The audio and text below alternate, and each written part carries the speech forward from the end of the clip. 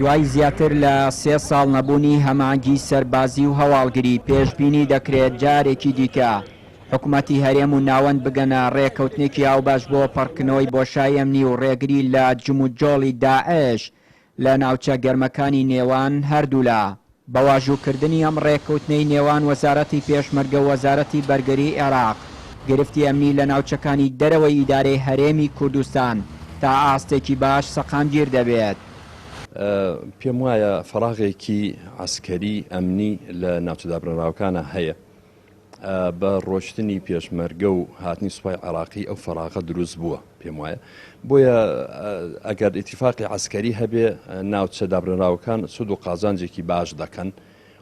هەرێم دیارە ئێمە هەر سەرەتاژ وتومانە کە هەر شوێنە جێی ناکۆک بێ پێویستە بەیەک و ئیداری بدرێ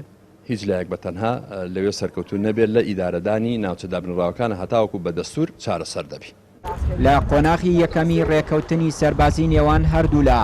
ژووری هەماهەنگی و چالاکی دروست دەکرێت کە پێش هاتنی داعش ئەمە هەماهەنگیە هەبووە لەو ناوچانە دواتر بە قۆناغەکانی دیکە هەنگاوی دیکە بۆ چەسپاندنی ئەمن و ئاسایش لەو ناوچانە دەگیرێنە بەر ئەمەش سوودی تەواوی بۆ دانیشتوانی ناوچە جێناکۆکەکان هەیە و ترس و دڵەڕاوکێ لەو ناوچانە کۆتایی پێدێنێ.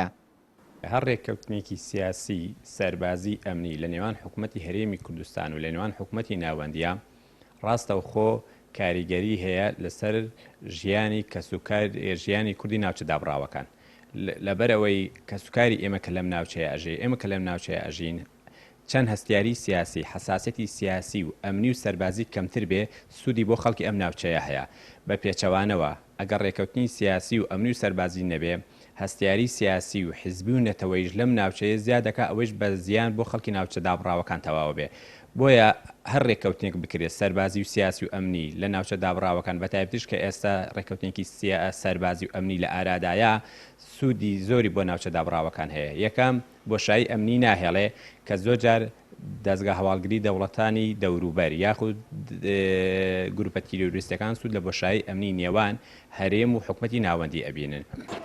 لە دوای 16 ئۆکتۆبەر و پاشەکشە پێکردنی پێشمەرگە لە کەرکووک و ناوچەکانی دەرەوەی ئیدارەی هەرێمی کوردستان بۆشایی ئەمنی دروست بووە و هەمانگی سەربازی و هەواڵگری لە نێوان هێزەکانی پێشمەرگە و سوپای عێراق نەماوە هەر بۆیە ئێستا هەوڵەکان بەردەوامە تا بەواژووکردنی ڕێکەوتنی نێوان هەردوولا ئەو بۆشاییە ئەمنیانەی نێوانیان پڕ بکەنەوە و سەقامگیری و ئاسایش بۆ ئەو ناوچانە دابین بکەن. چیانووری کەناڵی ئاسمانی پەیام کەرکووک.